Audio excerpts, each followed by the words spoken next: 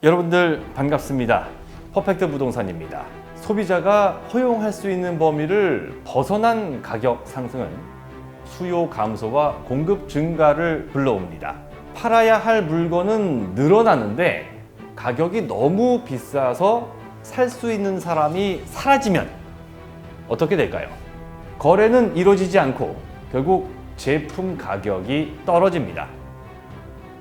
이것은 너무나도 당연하고 인류 경제 활동 역사상 단 한 번도 빗나간 적이 없었던 경제의 기본 원리입니다.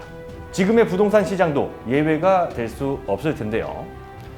이번 주에도 부동산 시장 거품 붕괴의 전조 현상이 여기저기서 관측됐습니다. 지금부터 그 내용을 다뤄보도록 하겠습니다. 네, 그런 말을 많이 합니다. 평생 손에 물 한 방울 안 묻힌 게 해준다더니 개고생 시킨다. 결혼하고 나서 우리 어머님 세대들 그런 거 많이 얘기를 하시는 것 같아요. 사람이 평생이라는 말을 그렇게 쉽게 하면 안 됩니다. 사람 마음이라는 거는 변하기 마련이고요. 세상도 변하기 마련이죠. 사람 마음은 나 혼자지만은 세상은 나뿐만이 아니라 뭐 우리나라만 해도 5천만 명이 살고 있고 전 세계 경제는 하나로 돌아가니까 경제를 바꾸는 변수는 굉장히 많기 때문에 지금 나타나고 있는 현상이 평생 간다고 생각하는 거 굉장히 위험한 발상입니다. 그렇죠. 평생 집을 못 구할 것 같아서 눈물을 머금고 악성 미분양 아파트를 사고 있다. 가만히 한번 생각을 해보죠.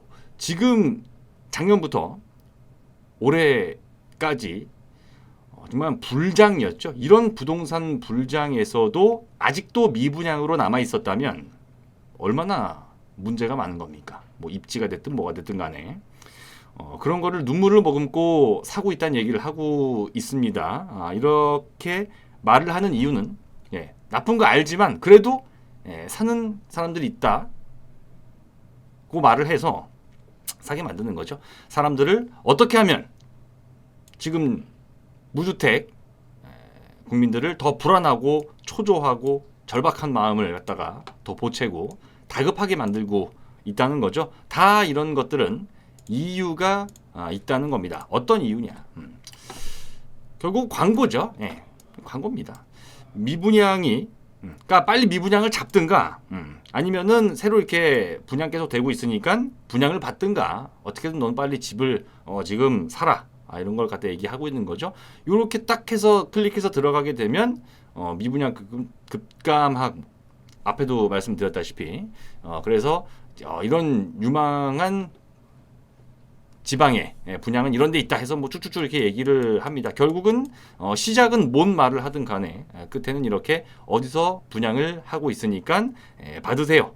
이런 얘기를 하고 있는 겁니다. 근데 제가 좀 말씀을 드리고 싶은 것은 우리 이제 경제라는 사이클 돌아가는 거 우리가 생각을 해보면 요건 제가 말씀을 드릴 수 있을 것 같습니다. 지금 말고 나중이 되면 이런 뭐 몇몇 개가 아니라 지금보다 훨씬 더 많은 선택지를 놓고 지금보다 훨씬 더 싼 가격으로 분양을 받을 수가 있다는 겁니다. 왜냐하면 지금 우리나라가요 정말 그 과거에 우리 그 농구대잔치처럼 신규 분양 대잔치를 준비하고 있기 때문이죠. 앞으로 많습니다. 할 것만 지금 아니어도 뭐 충분히 많이 앞으로 예정이 남아 있습니다.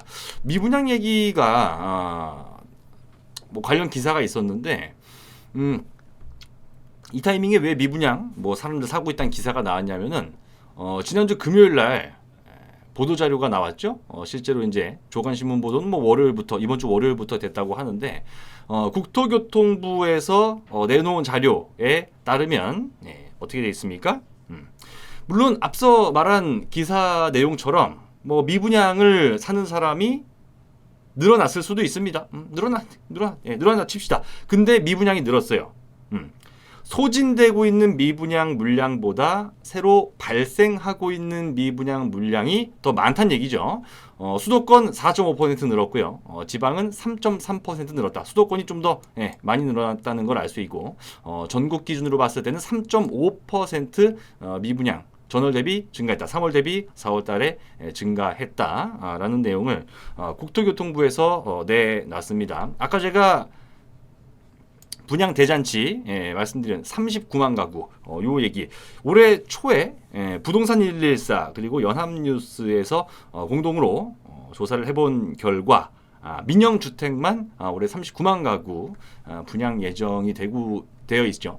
이거 이제 줄줄이 분양을 하게 되는데 이렇게 지금 미분양이 늘어나는 상황이 돼버리면은 뭐 분양 청약 경쟁률 떨어지고 분양가도 비싸게 못 받고 이런 상황이 생길 수 있기 때문에 미분양을 좀 처리해야겠다. 이 수치가 올라가고 있다는 것을 어떻게든 실수요자들이 모르게 하게끔 감추고 싶은 거죠. 그렇기 때문에 이런 기사가 뿌려졌다라고 생각을 하시면 될 것 같습니다. 사람들을 무주택 국민들을 더욱더 조급하게 하는 것은 뭐 여러 가지 요 방향이 있습니다. 전세가 사라진다. 얘기하고 있습니다. 서울 아파트 월세 전환 속도가 빨라지고 있다. 이런 얘기 나오고요. 밑에 보시면은 뭐 전세도 늘긴 늘었네요. 거래가. 하지만 월세가 훨씬 더 압도적으로 많이 늘어났기 때문에 이쪽에 급증이란 포커스를 맞춰서 빈곤으로 내몰리고 있다. 뭐 월세 내고 살면 빈곤자가 된다. 뭐 이런 얘기를 하고 있는 것이죠. 이렇게 막 그 전세가 사라진다는 얘기를 하고 있는데 근데 한번 우리가 생각을 해봅시다. 전세가 사라지면 누가 망할까요?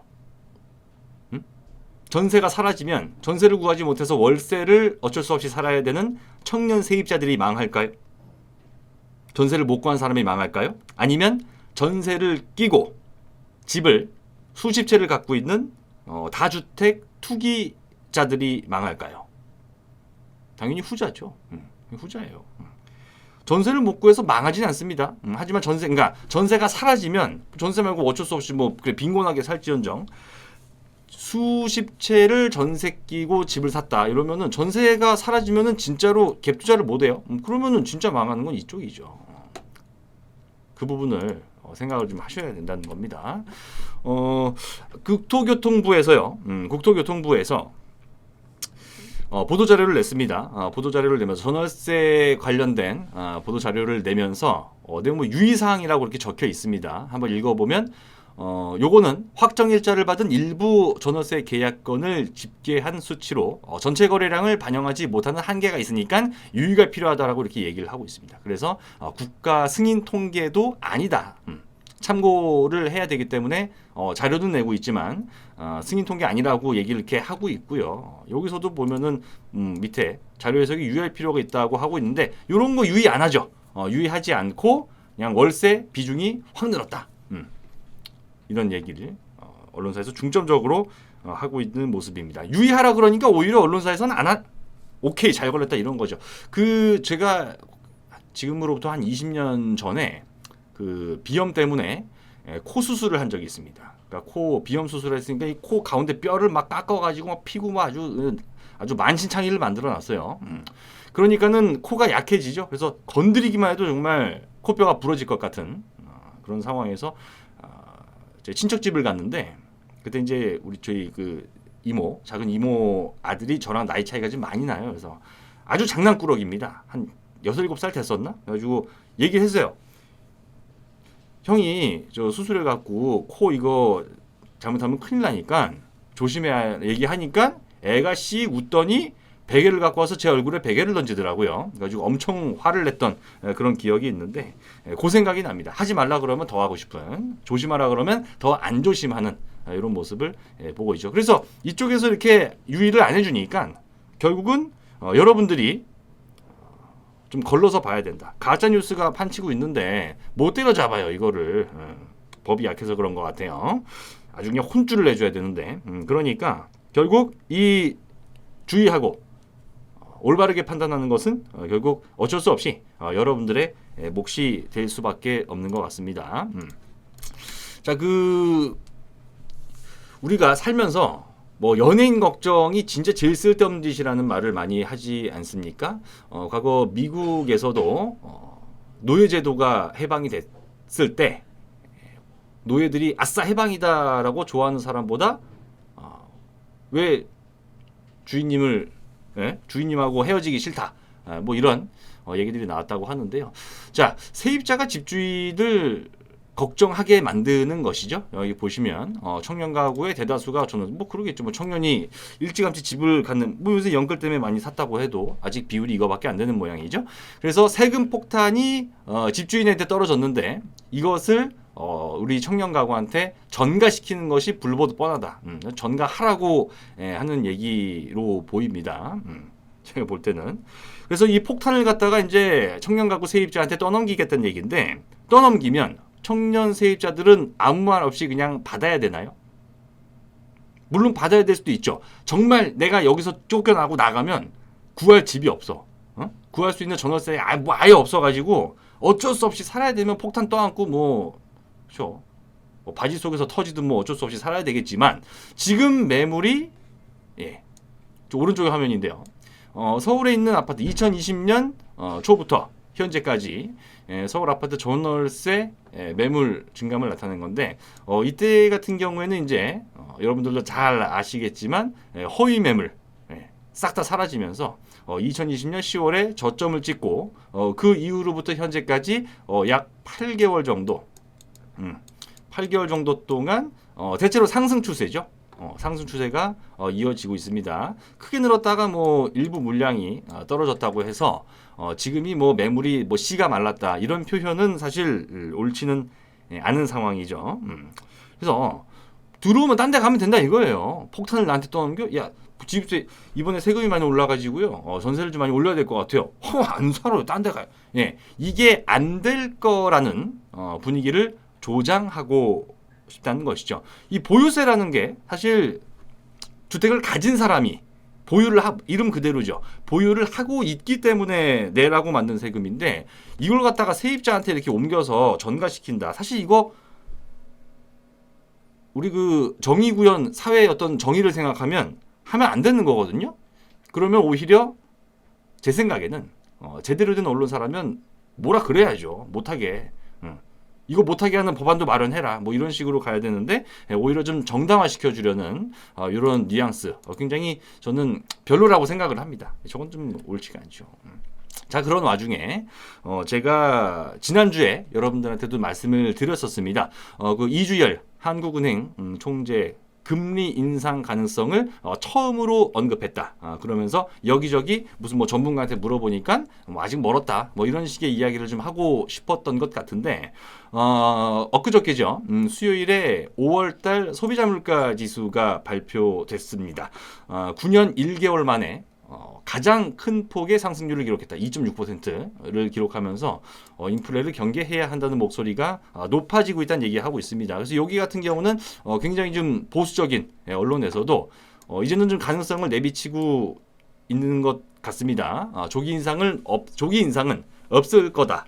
라고 강력하게 좀 얘기를 하다가 이제는 가능성이 있다는 식으로 약간의 어떤 태도를 바꿨어요. 뭐 태도는 되게 잘 바꾸는 것 같아요. 백신 뭐 맞으면 죽을 것처럼 얘기하다가 백신 맞자고 하는 이제 곡인데, 자, 근데 하나 재밌는 게 뭐냐면요. 요걸 깔아놨습니다. 전 요거 아우 대단합니다. 나중에 만약에 기준금리를 올려서 주택시장에 혼란이 찾아오게 된다면 공격할 수 있는 요걸 하나 공격할 수 있는 장치를 하나 마련해 놓은 거예요. 추경 때문에 이 난리가 터졌다. 추경이 더 불난집에 부채질을 했다. 요 말을 할 수 있는 공격 포인트를 남겨놨다. 굉장히 전략적인 내용 확인이 뭐 대단한 것 같습니다. 자, 뭐 여기 보시더라도 크게 올라가는 모습 보이고 있고요. 파가 뭐 라면에 파도 못 넣게 생겼다, 계란도 못 넣게 생겼다, 뭐 이런 얘기까지 나오고 있는데 부동산 시장을 지키기 위해서 금리 인상을 만약에 타이밍을 놓쳐서 미루게 되면 더 큰 재앙이 터질 수가 있는 거죠. 병원 가기 싫어서, 병원이 무서워서 병원을 안 가다가 병을 키워서 나중에 정말 더 큰 문제가 생길 수도 있는 것처럼 지금 이 금리 인상 타이밍이 좀 온다 싶은 생각이기 때문에 조기 인상 가능성은 매우 높아지고 있는 상황이다. 미국보다 우리가 좀 더 빠르게 진행이 될 가능성도 높아 보입니다. 현재로서는. 뭐 이건 제가 보는 게 아니라 시장에서 그렇게 보고 있다는 얘기죠. 사실 지금도 미룰 수 없는 상황이에요. 지금도 사실 올려야 되지만 올렸을 때 어떤 시장의 충격들, 뭐 각종 요 그 투자하는 시장들 있죠. 위험자산 시장, 뭐 주식 시장, 뭐 코인도 포함시켜서 그리고 부동산 이런데 충격이 크기 때문에 굉장히 많이 고민을 하고 있는 거예요. 그러면 사실 무리하는 사람들 입장에서는 고마워해야죠. 근데 그런 거를 잘 모르는 것 같다. 자, 주택도시보증공사에서 전세금을 보호해주기 위한 보증보험 이것이 감사원에서 한번 두드러 맞았습니다. 이번 주 월요일에 나온 얘기인데 개선 방안을 마련하라라고 이야기를 했어요. 이게 이제 보증 운용 배수라는 게 나오는데, 그러니까 제가 지지난주였나요? 여러분들한테 그 보험금 얘기한 적 기억나시나요 혹시? 보험금? 보험사는 사람들한테 보험료를 받는데 보험료를 내는 모든 사람들이 사고를 치고 다니는 건 아니기 때문에 그 모은 돈에서 사고 친 일부 사람들한테 보험금을 지급해주고 남는 돈을 챙겨 먹는다. 뭐 같은 개념이죠. 근데 이제 이 보증 운용 배수라고 하는 것은 그러니까 보험사로 치면은 약간 그러니까 보험금을 약간 좀 지급할 가능성이 있는 그런 것을 뭐로 나눈 거냐면 보험료로 나눈 거다. 그러니까 얘네 주택도시보증공사가 가지고 있는 그 돈, 그것이 이제 여기 분모로 들어가는 거고요. 그리고 보증 금액이 있죠. 뭐 예를 들어서 뭐 2억을 대출 2억 전세되면 2억 보증 이런 식으로 해서 그 보증을 다 합친 것이 이제 분자로 들어가는데 이게 총 한도가 50배인데 벌써 47.4배가 찼다는 얘기가 되는 겁니다. 그래서 보증보험은 뭐 못할 수는 없겠지만 뭐 10년 대비 9배 넘게 늘어났고 라고 하는 겁니다. 참고로 그 신용보증 제가 이게 신용보증기금이 20배일 거예요. 그러니까 법정 한도 20배 이상은 절대 안 된다. 근데 그것도 뭐 10배 넘어갔다고 뭐 지금 위험하다고 막 그러고 있는데 이거는 47배까지 올라갔다. 물론 그 신용대출은 아무래도 이 전세금을 담보로 한 것보다는 위험하죠. 그렇지만 집값이 떨어지기 시작해서 전세금 대비 집값이 아래로 빠지게 되면 이쪽도 신용만큼이나 오히려 더 위험할 수도 있습니다. 더 위험할 수도 있어요. 그래서 굉장히 좀 위험천만한 상황인데 이미 작년에도 6,495억 원을 대신 갚아줬다. 그러니까 이게 문제예요. 절반 가까이가 다주택자가 사고를 쳤다. 그러니까 정작 사고 치는 거는 투기꾼이 사고를 다 치고 있어요. 근데 그것을 해결하려고 세입자를 보호하기 위해서 그 돈을 땜빵 쳐주는 거는 결국 국민 혈세로 들어간다. 보시면은 매년 2018년도 사상 최대, 2019년도 사상 최대, 뭐 작년도 8월 말까지 사상 최대, 올해도 사상 최대겠죠. 계속해서 이런 안 좋은 상황이 더 벌어질까봐 걱정이 되는 상황이다. 그래서 감사원도 드디어 팔을 걷어붙이고 얘기가 나온 겁니다. 대한민국 집값은 절대로 떨어지지 않는다. 대한민국 부동산 불패. 가끔 좀 이제 좀 불안하니까는 부동산 불패라는 단어가 이제 강남 불패라는 단어로 바뀌겠죠. 왜냐하면 강남이 아닌 다른 곳은 불패가 아니라 패가 될 수도 있기 때문에 라는 겁니다. 자, 지금 요 보고 계신 그래프는요. KB 선도 아파트 50에 포함된 뭐 아시는 분들은 아실 수도 있겠지만 KB 선도 아파트 50에 포함된 모 아파트 가격 2004년부터 나와 있는 건데 절대 안 빠지나요? 여기 18억까지 갔다가 여기 10억까지 떨어졌습니다. 이거 실제 사례입니다. 야, 그건 금융위기 왔으니까 빠진 거지. 금융위기가 오지 않는 이상 안 빠져. 금융위기가 옵니다. 여러분들.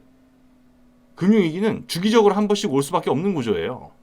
이거는 뭐 누가 잘못하고 아닌 걸 떠나서 경기 사이클상 한 번씩 이런 아래로 휘청이는 순간은 주기적으로 오게 돼 있습니다. 그게 10년이다라고 톡 집어서 말을 할 수는 없는 거지만 그렇지만 지금은 이거 출렁출렁하면서 이때 여러분들 저때로 타임머신 타고 돌아가가지고 요때로 여러분들이 타임머신 타고 요때로 가가지고 요 아파트 가진 사람한테 지금 팔아야 된다고 이거 좀 더 올라가 한 1억 정도 더 올라가 18억까지 갔다가 이거 10억까지 빠질 거니까 이거 팔아야 돼요라고 해가지고 여러분들 타임머신 타고 가가지고 저 사람한테 얘기하면은 저 사람이 듣고 그럴 수도 있겠군요. 그럴까요?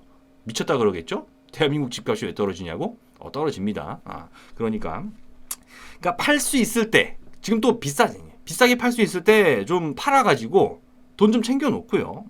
나중에 이렇게 경기 사이클상 하락이 찾아오면은 집값 폭락하면 이때는 좀 사고, 예, 그렇죠. 뭐 개인의 어떤 영리를 위해서 사는 것도 필요하지만 저 때는 나라에서도 이 부동산 시장 안정화시켜야 된다고 막 이 규제 완화, 규제 풀어주고 이렇게 사게 할 거예요. 이때는 좀 사는 게 또 어떻게 보면 부동산 시장을 위해서 또 나라를 위해서 도움이 되는 거기도 하죠. 그러니까 그렇게 하면 되는 겁니다.